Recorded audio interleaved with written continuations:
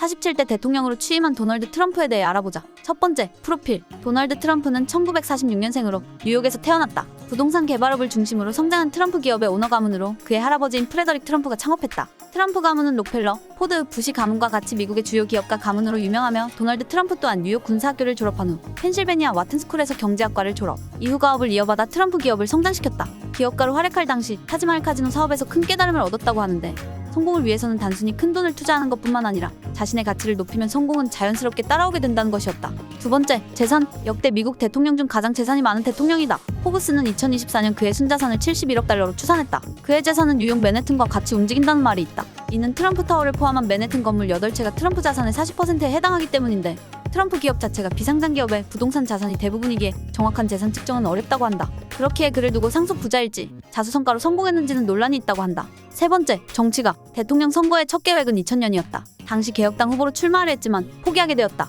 이후 2012년 민주당 탈당 뒤 공화당에 입당하여 대선 출마 의사를 밝혔고 당시 그의 광고 문구는 나는 쩌는 재벌이라고. 현재 미국이 겪고 있는 경제 문제는 유능한 CEO인 내가 고치겠다며 기업가 출신 대통령을 강조했다. 그러나 민주당의 버락 오바마가 당선되었다. 이후 2016년 45대 대통령 선거에서 당선되었고 당시 그는 대통령 연봉을 1달러만 받겠다는 센세이션한 인터뷰를 했다. 이후 재선에 도전했으나 민주당 조 바이든에게 패배. 8년 만인 2024년 대통령 선거에서 재선에 성공했다. 네 번째, 생활 철학. 다부진 체격에 거침없는 언행을 갖고 있는 그를 연상하면 술과 담배, 약 등에 노출되었을 것이라 생각하기 쉽지만 그는 철저히 약, 술, 담배를 하지 않는다고 한다. 이러한 철학을 자신의 아들인 베런 트럼프에게 그대로 가르치는 장면이 유명한데 이는 형인 프레드 트럼프 주니어가 알코올 의존증에 의해 폐인이 되어 먼저 세상을 떠났기 때문이라고 한다. 그가 즐기는 건 제로콜라가 유일하다고 한다. 끝으로 47대 대통령, 유세상 피습과 골프장 암살도 피해가며 미국 47대 대통령으로 취임했다. 그는 미국을 다시 위대하게라는 슬로건으로 자국민 우선주의를 외쳤다. 그렇기에 그를 진보와 보수로 명확하게 나누기엔 애매하다는 평가가 많은데 성소수자를 지지했다가